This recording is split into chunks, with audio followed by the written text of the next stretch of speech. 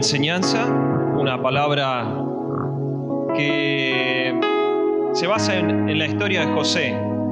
Sí, la vida de José, no José y María, sino José, el hijo de Israel. Y yo espero que cuando ustedes escuchen esta enseñanza, tengan muchas cosas que aprender o tomar para ustedes positivas para su vida personal. Saben que nosotros siempre perseguimos una meta en nuestra vida, siempre hay una meta que perseguir. Y siempre tenemos un crecimiento como hombres, como mujeres, crecemos, nos desarrollamos, no solo físicamente, sino también emocional y profesionalmente. Nos desarrollamos, nos volvemos en algunas áreas profesionales, en otras áreas somos directamente personas que no sabemos nada, ¿sí? Pero muchas veces la vida te empuja o las situaciones te empujan a diferentes circunstancias donde vos tenés que enfrentarlas. Y bueno, José fue, nosotros todos aquí, ¿cuántos saben la historia de José? A ver, levanten la mano, sean sinceros conmigo, por favor. Hay algunos que no saben. Tendría que leer los 5 capítulos. ¿Cuántos saben la historia de José? Levanten la mano. Ahora todos levantan la mano. Si no, tendríamos que leer todo, ¿no? Así que bueno. Y José, lo más interesante de la vida de José, que a mí me impacta, es el ámbito en el cual él estaba viviendo, en una sociedad, porque todos nosotros vivimos en una sociedad, nacemos en una sociedad. Algunos nacen y no cambian la sociedad, otros, como a mí me pasó involuntariamente, mis padres me trajeron a Argentina, ahí yo no decidía, no había voto a favor, voto en contra, y el que votaba en contra, bueno, vos te quedás, y el que estaba a favor, no. Mis papás dijeron, nos vamos a Argentina, y yo cambié de sociedad, cambié de cultura. Y todo esto es un impacto en la vida de cada persona, ¿sí? En la vida personal. Y José era un muchacho que era muy querido por su papá, por Jacob. Y entonces nosotros vamos a leer Génesis capítulo 37 desde el versículo 1.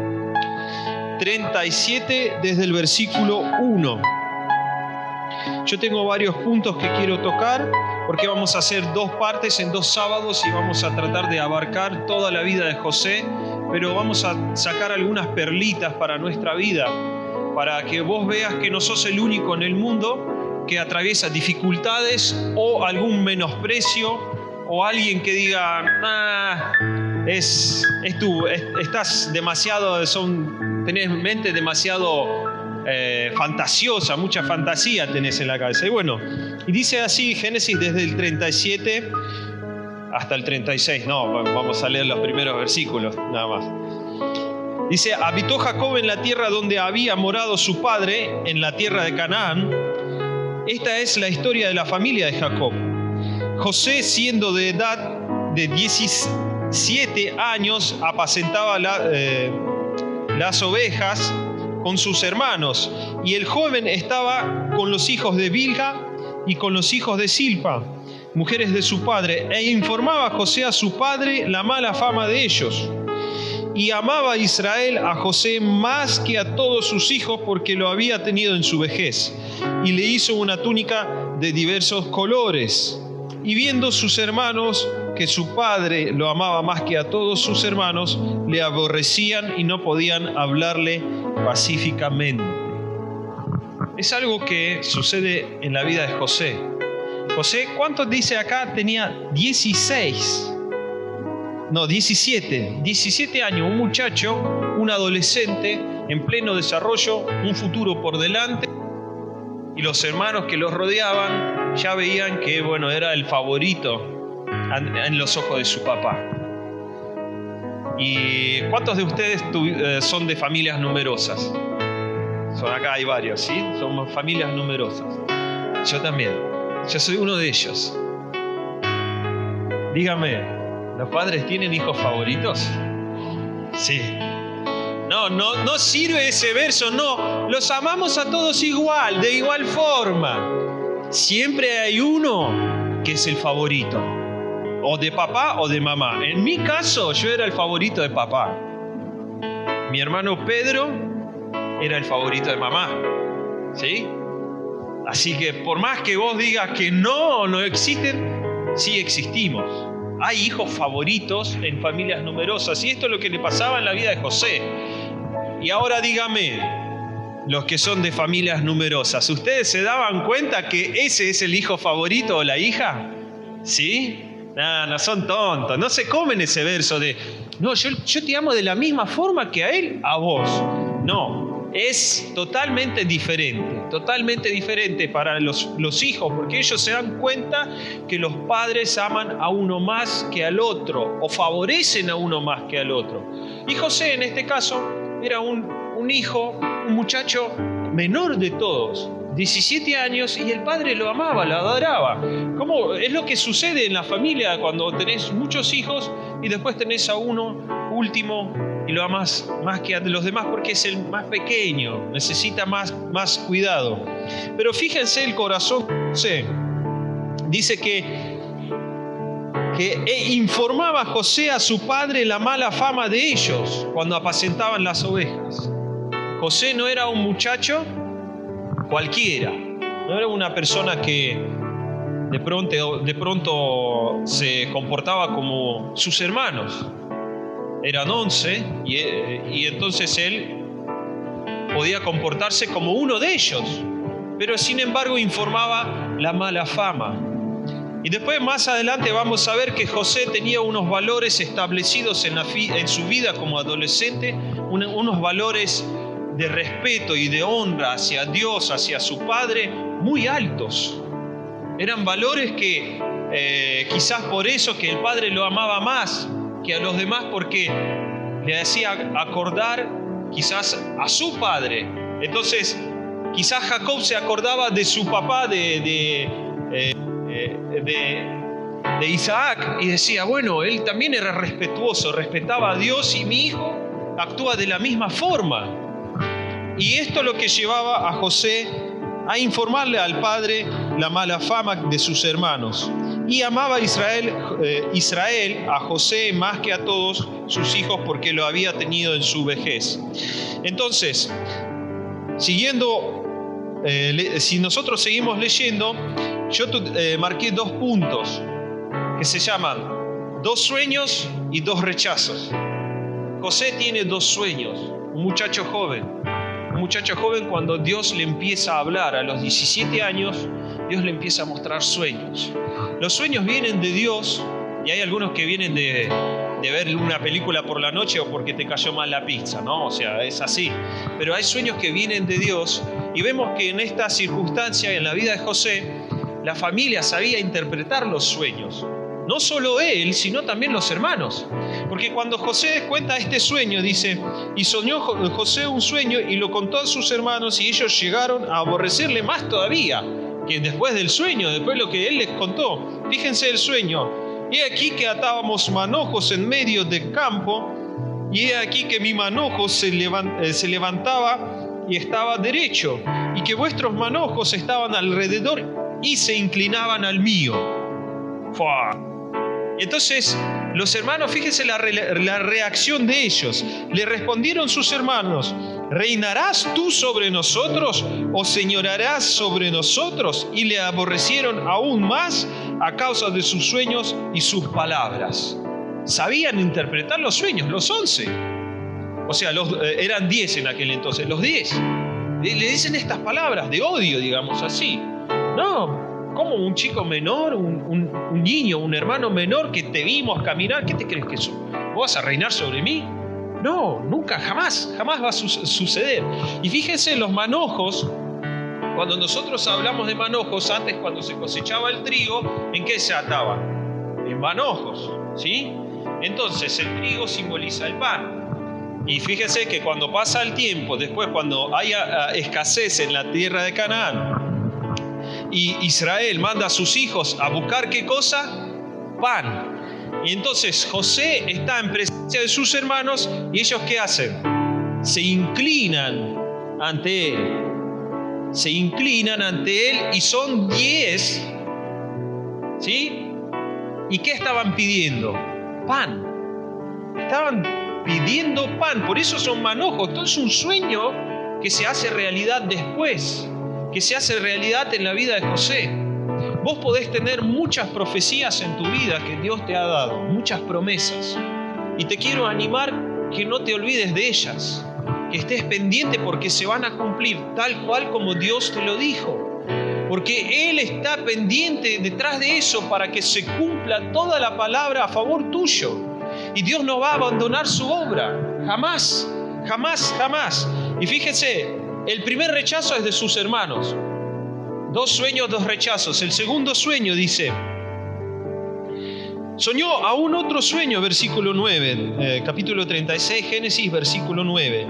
Soñó aún otro sueño y lo contó a sus hermanos, diciendo, he aquí que he soñado otro sueño, y he aquí que el sol y la luna y 11 estrellas, dice, 11 estrellas se inclinaban a mí, y lo contó a su padre y sus hermanos, y su padre le reprendió.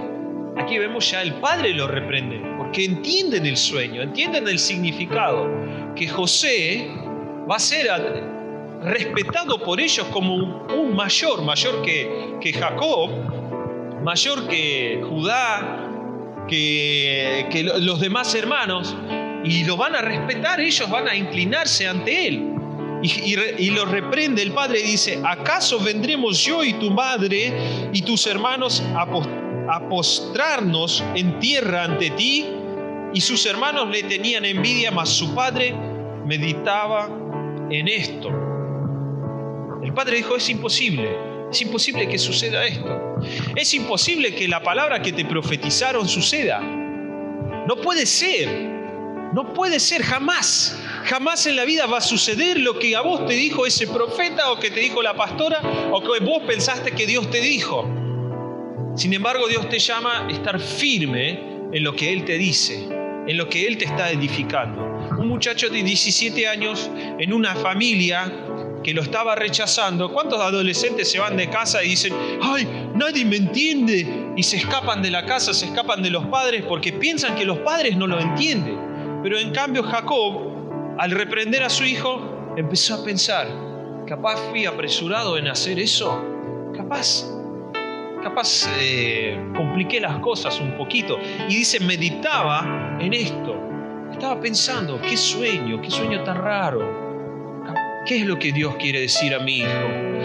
Entonces vemos estas situaciones, 2 sueños, 2 rechazos, 2 sueños, sueño de 12 manojos, sueño de sol y la luna. Y vemos que esto Dios le muestra a José, y muchas veces las revelaciones que vos vas a recibir de Dios no te van a ayudar a mejorar tus relaciones con los que te rodean. Es algo incómodo de decirte. Muchas veces las revelaciones que vas a recibir de Dios, te lo repito otra vez, no te van a ayudar en las relaciones con los que te rodean, porque te van a aborrecer a causa de ellos. ¿Cuántos de ustedes les pasó que usted dijo, Señor me reveló y esto es verdad?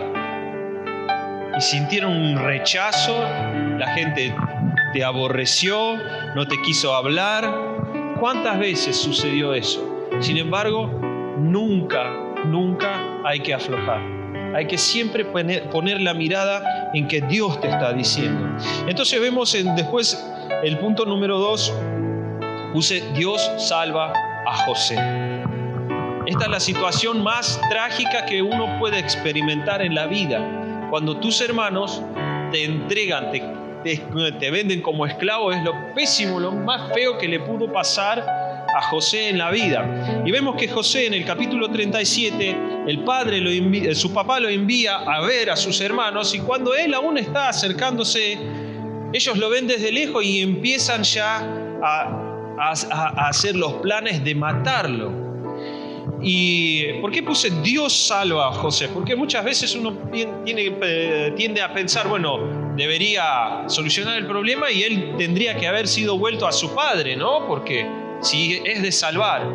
Pero fíjese que es una intervención de Dios divina. Primero, uno de los hermanos, que es Rubén, lo está defendiendo. Dice, no lo vamos a matar porque no vamos a derramar una sangre propia. Y fíjese que los hermanos de José eran hombres malos, muy malos. No eran gente buena. Tenían mala fama.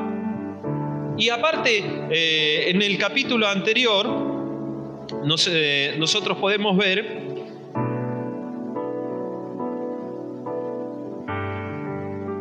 en los capítulos anteriores sobre la hermana Dina que ellos tenían, ¿sí? La hermana Dina, y cuando sus hermanos hacen la venganza, se me escapó el pasaje. Ellos tenían una hermana Dina y ella, bueno, fue violada, pero aún así la situación era tan fea que el padre supo arreglarla con el rey de aquella ciudad y ella iba a ser tomada por mujer, por el príncipe de esa ciudad. Y les dijeron que tenían que circuncidarse, hasta tal punto que todos los hombres se circuncidaron. Y fue hasta tal punto que querían solucionar ¿cómo se llama? Todo el problema que tuvieron. Pero aún así sus hermanos, eran dos, tomaron armas y mataron a todos los hombres. Mataron a todos los hombres de esa ciudad. Eran hombres malos. ¿Y qué les costaba matar a su propio hermano? Si degollaron toda una ciudad de hombres, ¿les costaría algo? Les hago una pregunta. Nada. Pero ahí donde vemos la mano de Dios, que Dios salva a José.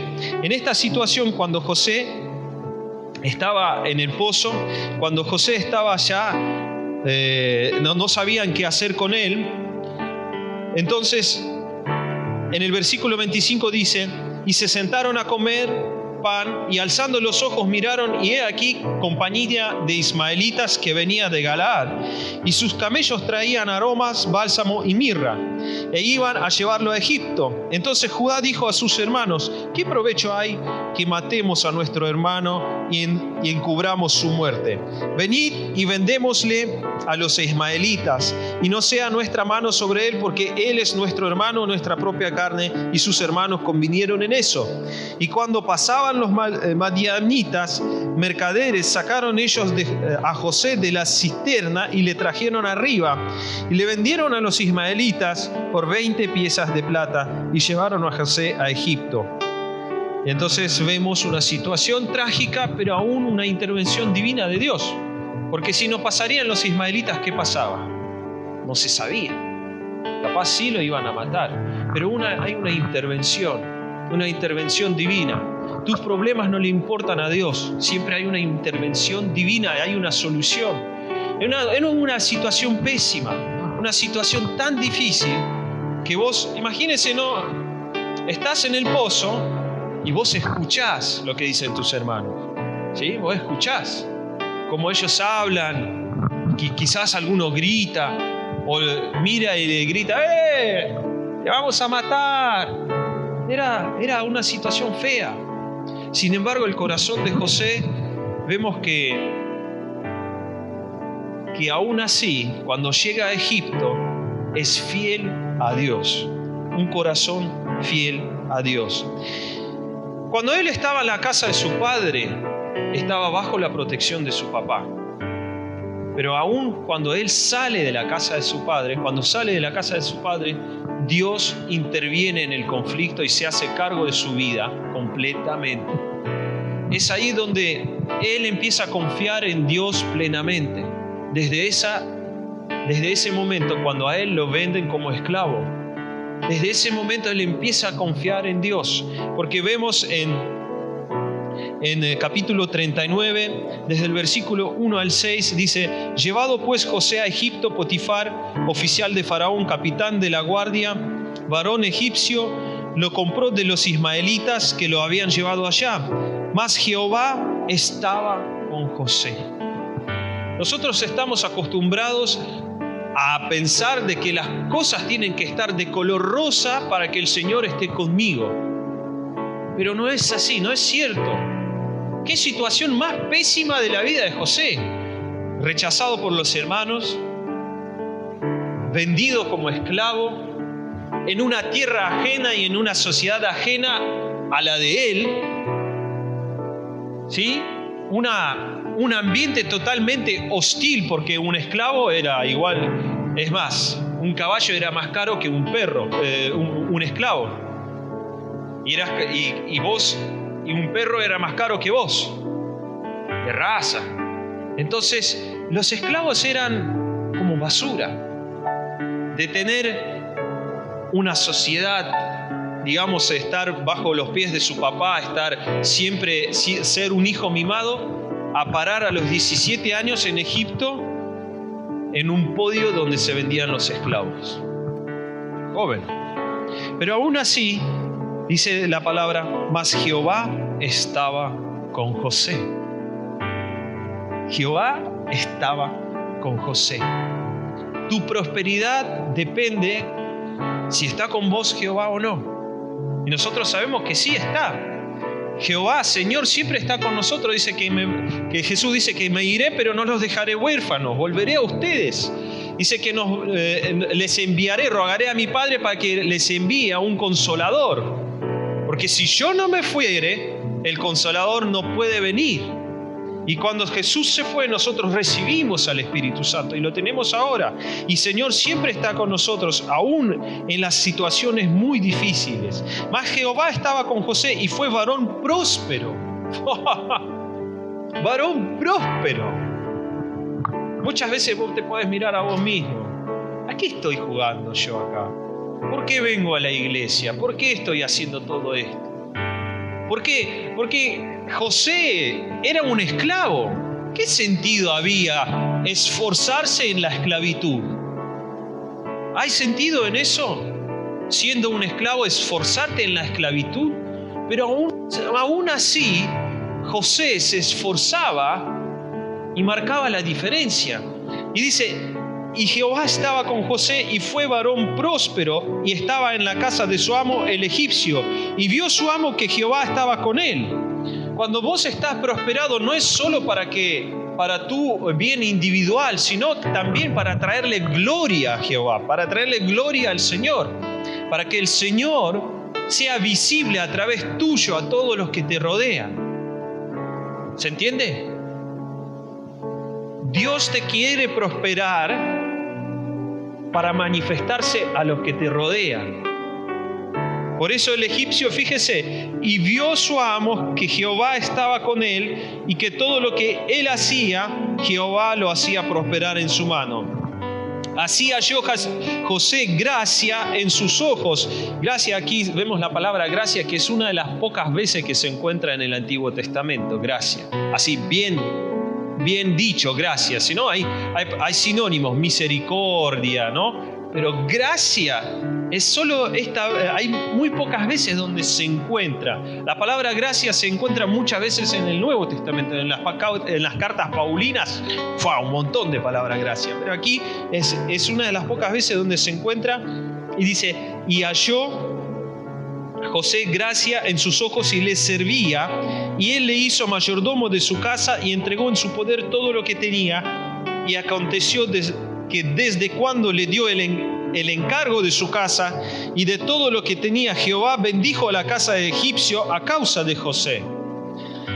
Y la bendición de Jehová estaba sobre todo lo que tenía, así en casa como en el campo. Y dejó todo lo que tenía en mano de José, y con él no se preocupaba de cosa alguna, sino del pan que comía.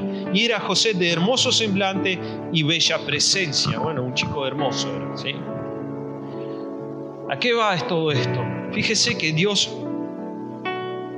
prospera tu vida, pero a causa tuya prospera a los demás. A nosotros nos sucedió cuando empezó la pandemia, en la empresa donde yo trabajo, empezó la pandemia, todo el mundo cerró. Nosotros estábamos a la expectativa, qué es lo que iba a pasar. Pero en nuestra empresa donde yo trabajo, hay muchos hermanos en Cristo que trabajan, muchos. Podría decir que somos alrededor de 1, 2, 3, 4, 5, 6, ¿sí? Somos 6, digamos así, ¿no? Entonces, cuando empezó la pandemia, la empresa estaba expectante a la situación porque todo se iba a tornar mal, se iba para lo peor. Pero cuando empezamos a trabajar, cuando ya nos habilitaron para trabajar, nosotros estábamos trabajando y el dueño no entendía lo que pasaba. Tuvimos una reunión después de que, ya tuvimos habilitación para trabajar todos los días y estábamos pero llenos de trabajo. Sabía lo que pasaba el dueño. O sea, el gerente de planta, ¿no? Porque el dueño no lo vimos nunca, porque es una empresa brasilera. Y haciendo una vez una reunión, nos daban un anuncio de un aumento. Bueno, está bien, era una reunión buena. Pero él decía que nosotros no sabemos explicar esta situación. Porque cuando todos alrededor están cerrando sus negocios, están achicando la jornada laboral para de alguna forma salvar a la empresa, nosotros estamos haciendo horas extras en la pandemia. Estamos yendo en contra de la corriente. No sé por qué, dice, no sé por qué explicar, no sé los motivos. El motivo era el único, que había 6 Josés trabajando ahí. Había hombres de Dios trabajando en esa empresa. Y que a causa nuestra Dios prosperaba la empresa para que no se fundiera, para que no cierre. Y de esta forma salvaba no solo al empleador y a los compañeros nuestros, sino también prosperaba a nuestras familias. ¿Sí? ¿Se entiende? Por eso cuando vos tenés éxito, no es solo para una forma egoísta de tener éxito, de decir, tengo éxito en el trabajo, en el ministerio, estoy creciendo, soy grande, tengo una hermosa congregación, sino es que también para influenciar al otro y compartir tu bendición con el otro. Esto es lo que pasaba con José. Dios prosperaba a José y a su vez prosperaba la casa de Potifar. Es impresionante, es impresionante. Dios está con José. Pero donde está Dios con José, ahí también aparece el maligno, ¿no? La bendición de Dios es visible a los demás. Él quiere que vos progreses. José estaba consciente de que su éxito viene a causa de Dios y no por mérito propio. ¿Por qué digo esto? Porque cuando sucede la tentación, cuando la mujer de Potifar, ¿cómo se dice acá en Argentina? No lo registraba cuando él baldeaba los pisos, ¿no? No lo registraba cuando sacaba el excremento de los caballos. No lo registraba, pero cuando él fue puesto sobre toda la casa, ahí él lo empezó a mirar. Y dice así la palabra que en el versículo 11, aconteció que... versículo 7. Aconteció después de esto que la mujer de su amo puso sus ojos en José y dijo, duerme conmigo. Entonces, sigamos. Y él no quiso y dijo a la mujer de su amo, he aquí que mi señor no se preocupa conmigo de lo que hay en casa y ha puesto en mi mano todo lo que tiene. No hay otro mayor que yo en esta casa y ninguna cosa me ha reservado sino a ti, por cuanto tú eres su mujer. ¿Cómo pues haría yo este gran mal y pecaría contra Dios? No dice pecaría contra Potifar. Él estaba consciente de que toda la bendición que él recibió, todo el bienestar en la casa de Potifar, de su amo, venía a causa de Dios. Dice, yo con mi conducta voy a estropear cosas. Voy a estropear todo, voy a estropear mis relaciones, voy a estropear todo lo que sucede, todo lo que a lo que he llegado. Y él dijo, ¿cómo yo voy a pecar contra Dios haciendo estas cosas? Y muchas veces vos vas a ver que en tu vida se te presentarán quizás situaciones como esta, pero otras, en el trabajo o en el ministerio, una murmuración, una, digamos, ¿cómo se dice? Se me fue la palabra. Un complot contra un ministro, contra un pastor, contra un hermano, hermana, un chisme. Y vos tendrás esa responsabilidad de diferenciar y decir, ¿lo hago o no? Y es mejor que suenen en tu corazón estas palabras. ¿Cómo voy a hacer esto y cómo voy a pecar contra Dios? No es contra tu hermano, no es contra Potifar, sino es contra Dios. Porque Dios está pendiente para prosperarte. Pero si vos metés la pata, estropeás el plan de Dios. Imagínense la situación donde José se acuesta con la mujer de Potifar. Yo pienso que él no tendría lugar en la cárcel, sino directamente fuera asesinado. Porque ahí ya no hay vuelta atrás. En cambio, que no había pruebas, estaba solo la palabra de ella, como digamos, zafó un poquito y fue puesto en la cárcel. Y aparte de que su amo lo amaba, seguro que era así. Algunos muestran la película y donde ven que se muestra a Potifar como hay una película sobre José donde Potifar con gran dolor y angustia lo mete dentro de la cárcel. Es como que demostrando que él lo amaba mucho, lo apreciaba. Y también estaban las amigas de la mujer de Potifar haciendo chisme entre ellas. Dicen, pero de ella se podría esperar eso.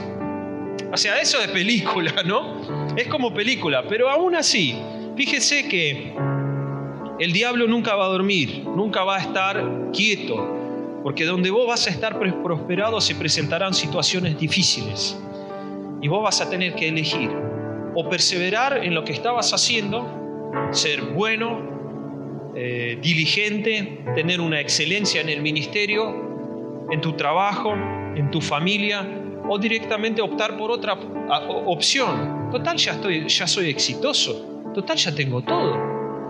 Mi vida está hecha. Estoy en la casa de mi amo, estoy en mi trabajo, tengo un puesto alto, estoy en la iglesia, soy importante, ahora puedo hacer lo que quiero. Podría abusar un poquito de mi poder. ¿Sí?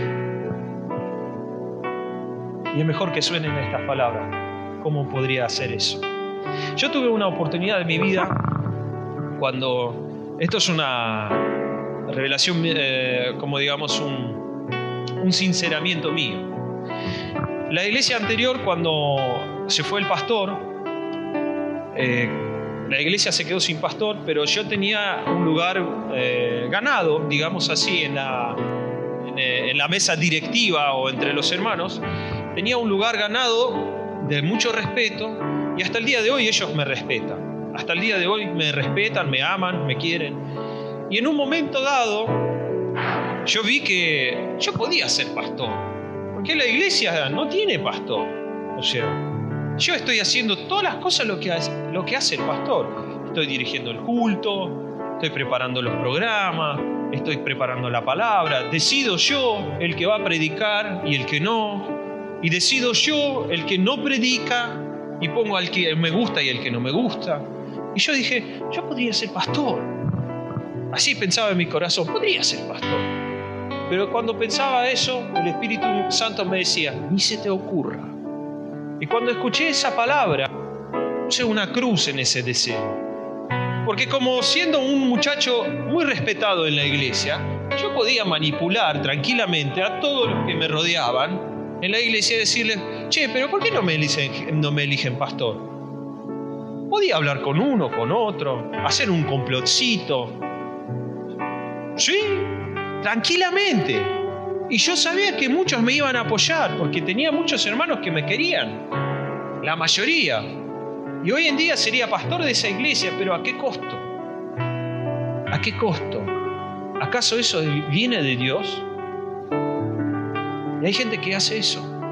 Hay gente que usurpa lugares en la iglesia, usurpa lugares de pastores, hacen complot, hablan mal de uno del otro para favorecer un poquito su vida. Pero sin embargo, no quiero que esto esté presente en tu vida. no importa, no soy pastor, pero estoy en esta iglesia ahora y le estoy sirviendo a ustedes.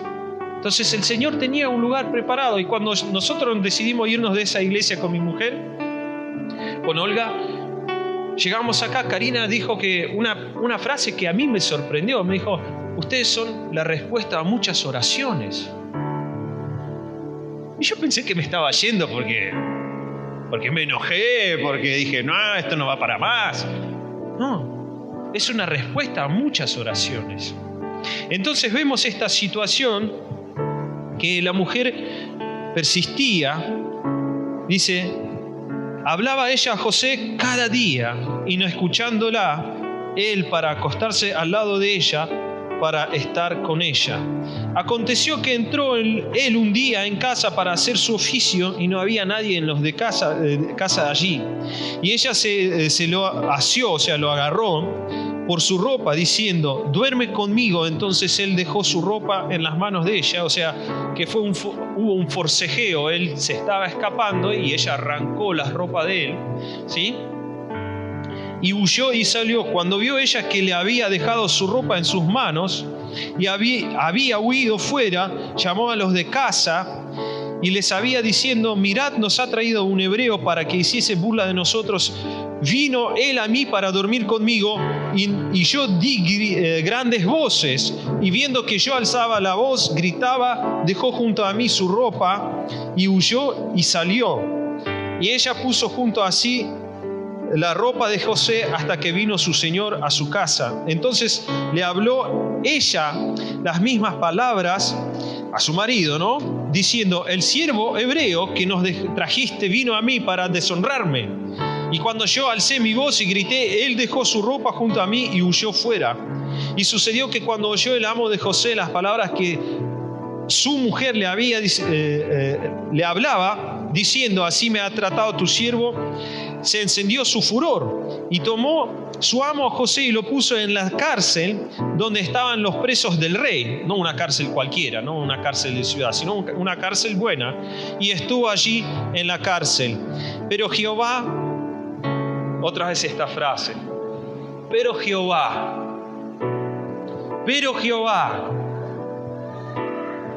tu situación es fea, pero Jehová está con vos. Tu barco se está hundiendo, pero Jehová está con vos. Tu familia se desmorona y no sabes qué hacer. Jehová quiere entrar en el conflicto y solucionarlo. Él está con vos. Tu trabajo está destrozado, está feo, está mal la situación, pero Jehová está con vos. Y dice así: pero Jehová estaba con José y él extendió su misericordia. Aquí es el sinónimo de gracia, le extendió su gracia. Dice, su gracia, ¿sí? Le extendió su misericordia y le dio gracia en los ojos del jefe de la cárcel. Y el jefe de la cárcel entregó en manos de José el cuidado de todos los presos que había en aquella prisión. Todo lo que hacía allí, él lo hacía. No necesitaba atender el jefe de la cárcel cosa alguna de las que estaban cuidando José, porque Jehová estaba con José, y lo que él hacía, Jehová lo prosperaba. Dios está con José. Dios está con vos. Y todo lo que vos hagas en el nombre de Dios, en el nombre de Jesucristo, porque dice la palabra de todo lo que hagáis, hacerlo como lo tenemos que hacer como lo hacemos para Jesús. No tenés que trabajar para el jefe, tenés que trabajar para Cristo. ¿Sí? Todo lo tenés que hacer como para Jesús. En cualquier ámbito de tu vida, en el matrimonio, cuando salís a comprar, cuando caminas por la calle, todo hay que hacerlo como para Jesús. Cuando cantamos, cuando oramos, es para el Señor, no es para nosotros. Y el Señor está pendiente en prosperarnos, constantemente quiere que nosotros prosperemos, porque a Él le interesa mostrar a toda la humanidad su bondad a través nuestro. Y esto es lo que nosotros vemos aquí, que José fue prosperado. Y después en la cárcel vemos también a José que no cambia, él no cambia. En la cárcel que vemos que se presentan dos sirvientes del rey, uno es panadero y el otro copero, y él está dispuesto a servir. Aún así, aún en la situación más fea, que no era favorable para él. En ningún momento nosotros vemos que José estaba contento de estar en la cárcel, pero aún así él hacía su trabajo. Estaba dispuesto a servir a estos dos hombres, y cuando ellos tuvieron sueños se los interpreta, y cuando se los interpreta se cumplen los sueños. Dispuesto a servir. Esto es a lo que Dios nos llama. Tenemos que estar siempre dispuestos a servir a nuestros hermanos, a nuestras hermanas. José es un muchacho joven de 17 años. Muchos de ustedes empezaron el ministerio, conocieron al Señor a esta edad, joven. Yo me entregué al Señor por completo a esa edad, más o menos 17 años. Recibí el Espíritu Santo a los 18.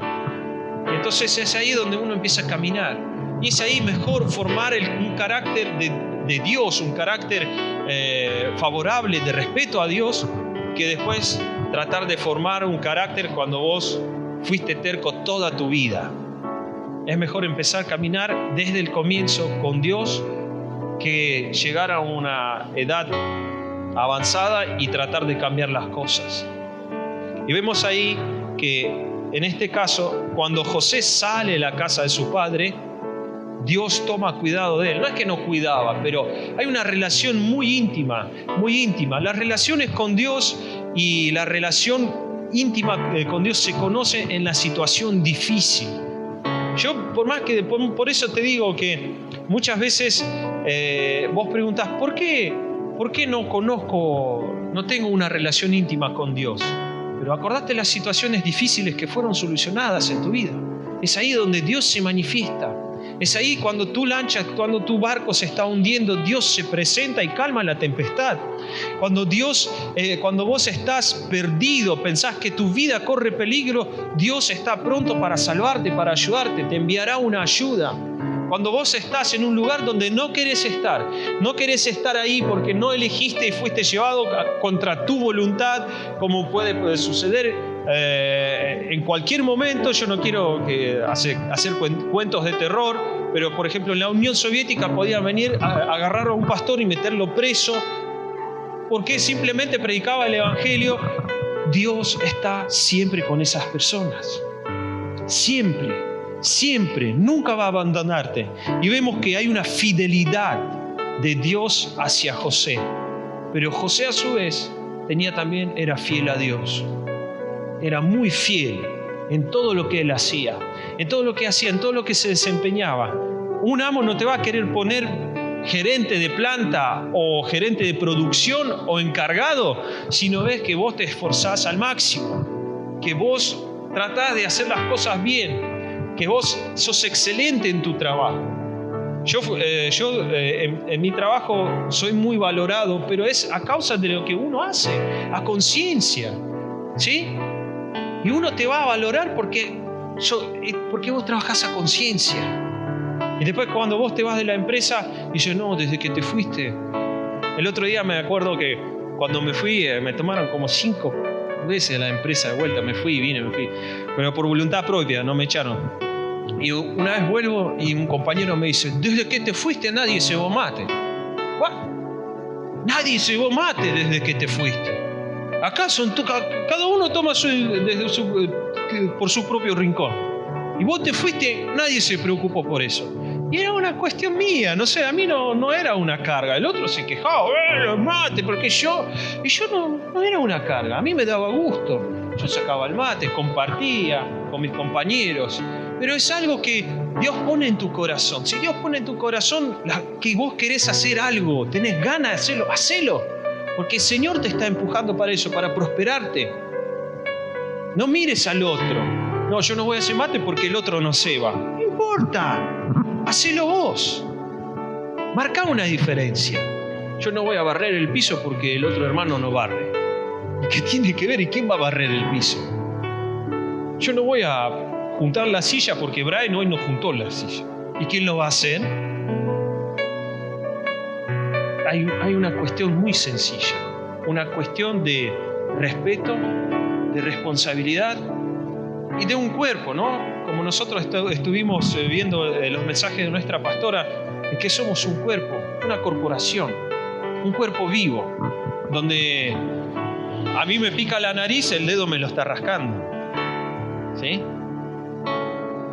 Y cuando nos vamos a duchar, las manos lavan el cuerpo, ¿sí? No te lavas con los pies, no saldría. ¿Cómo sale eso? Es ahí donde nosotros vemos que podemos tomar muchas lecciones de la vida de José. Hay lecciones de una excelencia en toda su trayectoria. Desde que él apacentaba las ovejas con sus hermanos, y digamos así, bien en jerga argentina, buchoneaba lo que hacían ellos mal, capaz vendían algunas que otras para quedarse con una monedita, algún que otro en una escapadita por ahí, descuidar el ganado. Desde que él estaba apacentando hasta que cayó en la casa de Potifar, hasta que estaba en la cárcel, hacía todo con excelencia. Es una lección para cada uno de nosotros. Dice el apóstol Pablo que nosotros, viendo su fe, su perseverancia, tenemos que tomar ejemplo de ellos. Tenemos que tomarlos por ejemplo. Decir, bueno, yo quiero ser como José. Quiero ser un primer ministro de Argentina. El ucraniano que se volvió primer ministro de Argentina. ¡Wow! ¿Te imaginás? Y lo único que me va a separar del poder es el presidente. Ya está. Después yo manejo todas las cosas. Esto es lo que puede pasar en tu vida. Y no está lejos. No está lejos. Así que bueno, démosle un aplauso al Señor.